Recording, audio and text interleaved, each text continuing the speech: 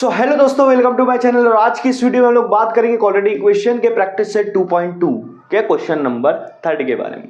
First और second question already solve कर चुका हूं मैं पिछले वीडियो में। अब यह है क्वेश्चन नंबर 3। तो जब भी आप और ये क्वेश्चन दिया है फैक्टराइजेशन, मतलब यहाँ बोला है कि ये आपको एक क्वाड्रेटिक इक्वेशन दी रहेंगी, उसको फैक्टराइजेशन मेथड के मदद से रूट्स निकालना है।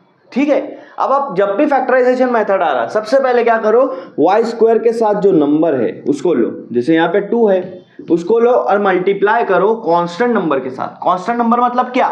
ये नंबर। कांस्टेंट मतलब क्या हो गया? ये नंबर जो सिर्फ नंबर है, जिसके साथ वेरिएबल नहीं है। तो 13 के साथ इसको मैं मल्टीप्लाई कर दूंगा।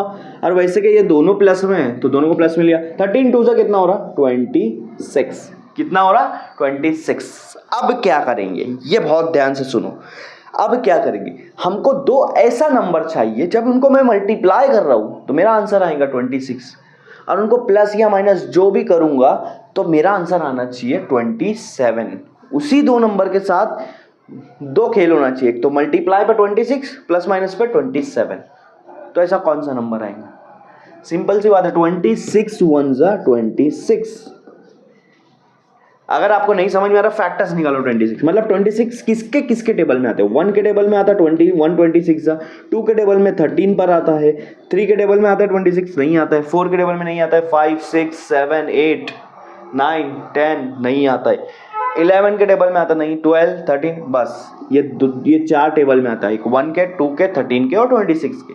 तो हमको पेयर चाहिए, तो ये दो पेयर आपके पास है। अगर मैं 13 और 2 को ले सकता हूँ, 13 2 तो 26 आएंगे, ये भी ले सकते, लेकिन 13 को प्लस करूँ या माइनस करूँ तो 27 नहीं आएगा। तो ये वाला यहाँ से हट जाता है, हमारे पास बच रहा है सिर्फ ये वाला 26 1 जा 26। और जब मैं 26 में 1 मिलाऊंगा तो मुझे ये मिल जाएगा।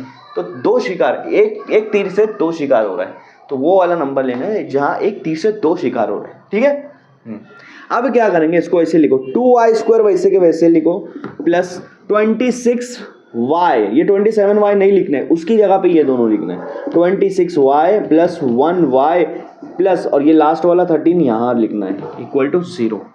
अब देखो, 2 वैसा का वैसा, y² का मतलब ये हो सकता है y multiply by y, already of course हो सकता है ना। 2 स्क्वायर का मतलब होता है 2 मल्टीप्लाई बाय 2, 3 स्क्वायर का मतलब होता है 3 मल्टीप्लाई बाय 3। तो y² का मतलब क्यों नहीं हो सकता y मल्टीप्लाई बाय y? हो सकता है। ठीक है, देखो पहले वाले में कौन सा नंबर है? 2। तो ये देखना है कि 2 के टेबल में 26 कितने पे आता है? 13 पे आता है। ठीक है, तो मैं यहाँ ऐसा लिख सकता हूँ, 2 मल्टीप्लाई 13। 26 लिखो या 2 मल्टीप्लाई 13 लिखो, दोनों ईजी, दोनों सेम है। ठीक है, तो मैं ये इजी करने के वास्ते आपको लिख देता हूँ 2 मल्टीप्लाई 13 और ये y। अब देखो ये वैसा का वैसा लिखो, प्लस 1y 13 इक्वल टू 0। अब आपको कॉमन निकालना है। देखो हाँ, ये दोनों में कॉमन देखेंगे, यहाँ 2 है, यहाँ 2 है, तो ये 2 को बाहर निकाल लेता हूँ। यहाँ y है, यहाँ y है, इसको भी बाहर निकाल लेता हूँ। अगर पहले में से 2y चला गया तो क्या बच रहा? सिर्फ y, तो उसको अंदर लिखो y प्लस, पहले में से 2 और y चला गया तो क्या बच रहा? 13 बच रहा है, तो यहाँ 13 लिख दो। ठीक है, लेकिन अब यहां देखोगे तो कुछ भी कॉमन नहीं है। जहां कुछ भी कॉमन नहीं होता वहां 1 कॉमन होता है। ठीक है, यहां से 1 चला गया, क्या बचा? y बचा। यहां से भी 1 चला गया तो क्या बचा? 13 बचेगा। 1 मल्टीप्लाई 13, मैं प्लस माइनस नहीं करूंगा, 13 1 जा 13। ठीक है, मल्टीप्लाई की बात करें। अब ये देखो y प्लस 13 दोनों को बाहर कॉमन निकालो, ये हमेशा सेम आना चाहिए दोनों ब्रैकेट, तभी आपको पता चलेगा कि आप राइट कर रहे हो। फिर ये वाला 2y और प्लस 1 जो बाहर लिखे उसको दूसरी ब्रैकेट में लिखो, सो क्या करो? दूसरी ब्रैकेट में लिखो। ठीक है, हाँ, अब क्या करो, इन दोनों में 0 से इक्वेट कर दो, y प्लस 13 इक्वल टू 0 और 2y प्लस 1 इक्वल टू 0। अब ये 13 अगर मैं उधर लेकर चला गया तो क्या हो जाएगा? माइनस हो जाएगा। तो y की वैल्यू क्या आ गई? -13। y की एक वैल्यू आ गई -13। अब दूसरी वैल्यू निकालने की कोशिश करेंगे। कैसे? ये प्लस 1 को उधर लेकर चला गया तो क्या होगा? वो हो जाएगा -1।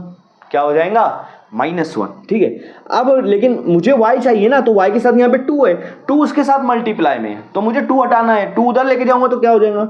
डिवाइड हो जाएगा, तो ये -1 के नीचे डिवाइड हो जाएगा, मतलब 2। तो y इज इक्वल टू क्या आ रहा है? -1/2।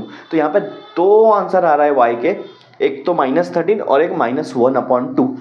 जैसे कि ये क्वाड्रेटिक इक्वेशन है, क्वाड्रेटिक इक्वेशन का हमेशा 2 रूट्स आएंगे, वैसे यहाँ पे 2 रूट्स आए, तो यहाँ पर इस तरह से ये क्वेश्चन सॉल्व हो गया।